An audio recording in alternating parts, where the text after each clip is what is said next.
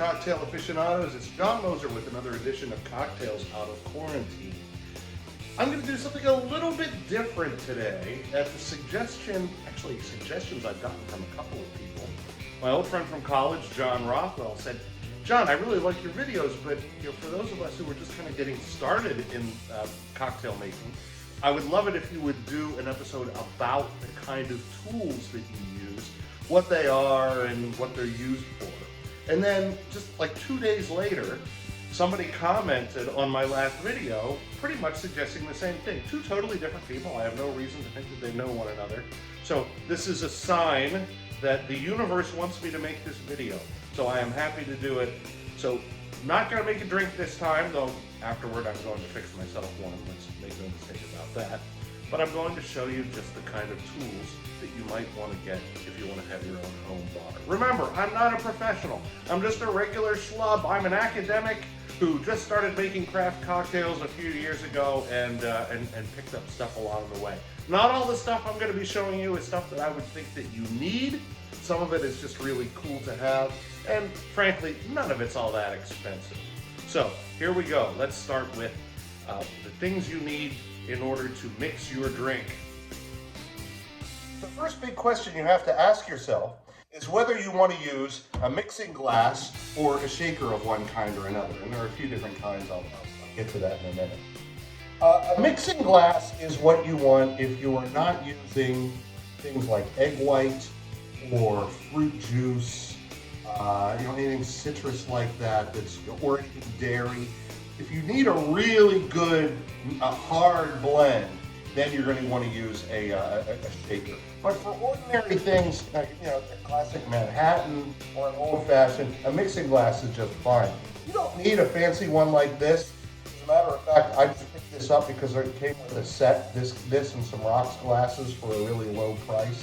And you could even use something simple like a pint beer glass, and that would work just as well. Now, on the other hand, if you do have to give it a really good shake, again, because you're using dairy or fruit juice or egg white or cream of coconut or something like that, some kind of shaker that's what you need. And there are two basic kinds. One of them is the Boston shaker.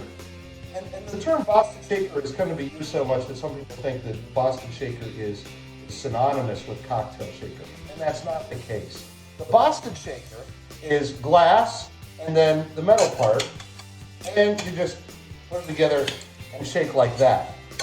This, if you see professional bartenders working, is usually what they use. The Boston shaker, that's the Boston shaker. The cobbler shaker is the other kind. Now I've got two different ones here. The cobbler shaker, this one is actually really cool. We just got it recently.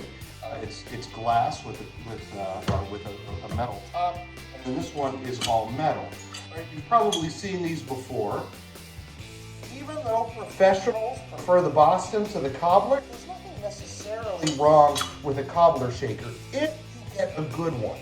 The problem is if you go to TJ Maxx or something like that, or Walmart, or it's a basic place.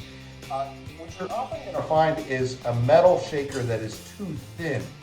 And you seal it up like this, and it seems like it's going to come off really easily. But what will happen is you shake it with ice in here, and it's going to create a vacuum. Sometimes it can be really hard to get the top off. Now, for this reason, professionals tend not to use them because, after all, they've got to get drinks made really quickly. For those of us who are amateurs, we don't have to worry so much about that. But still, if you're going to do a cobbler shaker, make sure you get a good one. Right? If you press on the sides and you find it bends, stay away from it. This is actually a really good one. Who makes this? Eyes are going. I can't even make out the brand, but in fact, you can tell if it's a good one just by handling.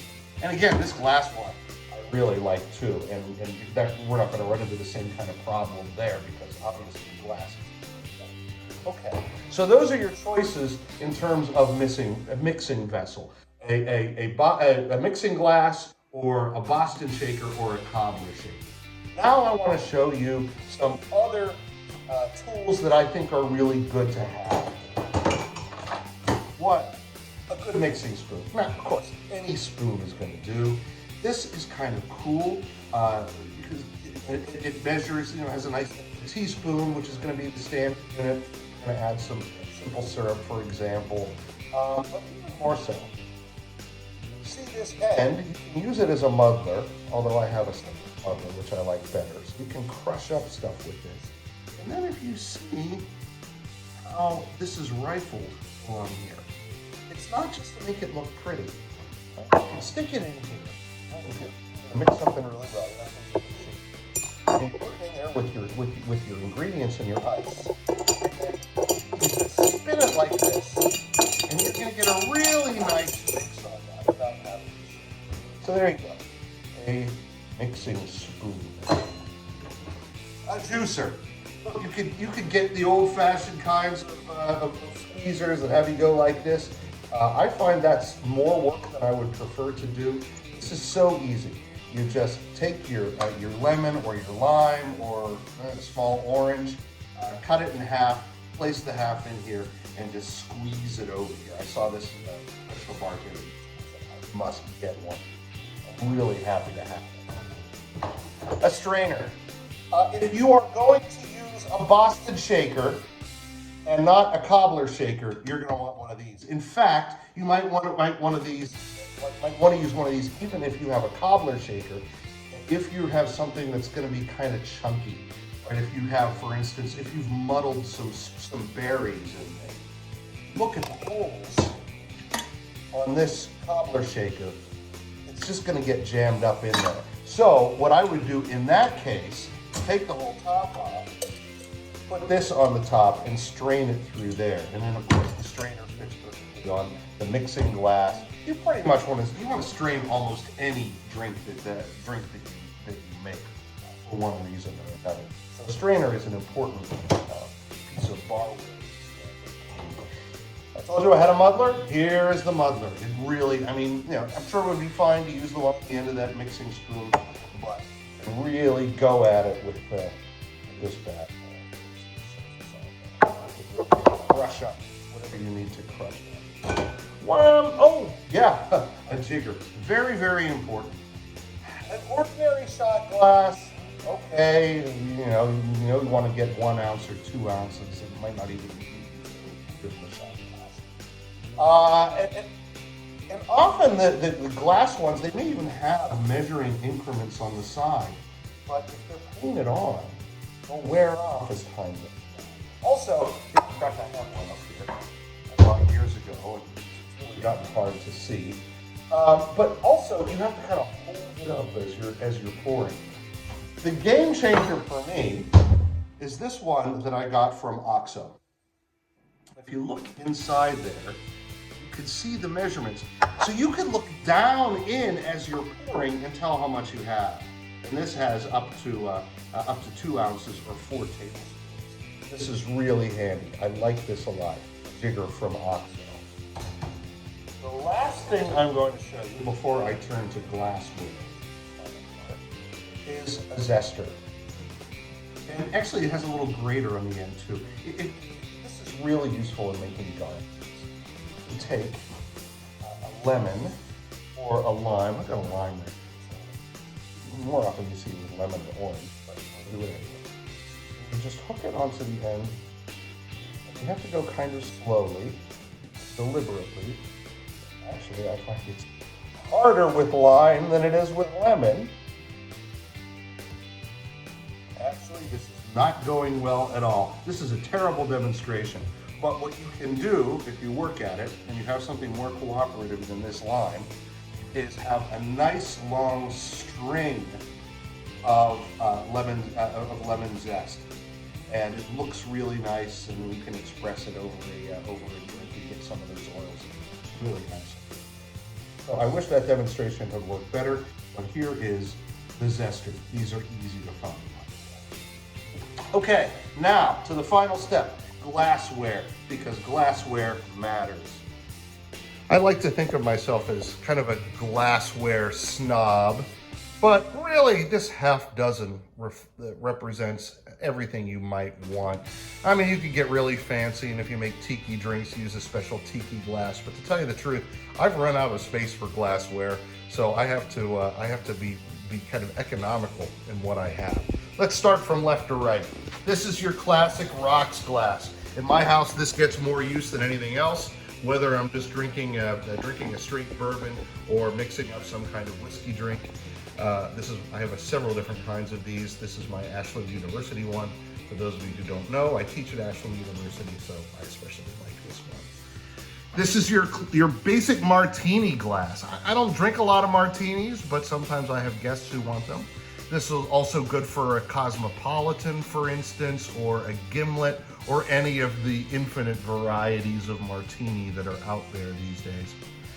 A champagne flute is mainly for, well, champagne, but there are certain cocktails that call for champagne for which this glass would be appropriate. And I'll give you an example, the French 75. I have to do an episode of the French 75 one of these days. It's a great drink, but this is what you want to use. Next to the rocks glass, the coupe glass, I probably use more than any other kind. There are so many drinks that go well with this. Really, any kind of drink that's up is appropriate for this one. So, a Clover Club, a whiskey sour, what else have I put in there? Last Word, Suffering Bastard, Aviations. Really, most gin drinks, you're going to want to use a coupe glass, and they're really beautiful and classy looking. Here's the Tom Collins glass. This is the latest addition to my collection because how often do you make a Tom Collins? And there are not many other drinks that use this shape of glass, but tall and cylindrical.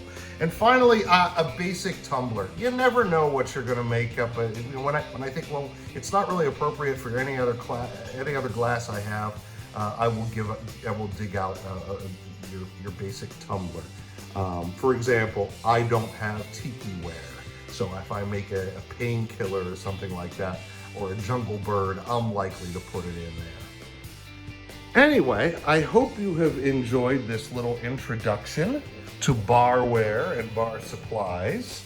And if you have questions or comments about it, I hope you will add them in the comments section. Until next time, I hope you're having a great day, and cheers.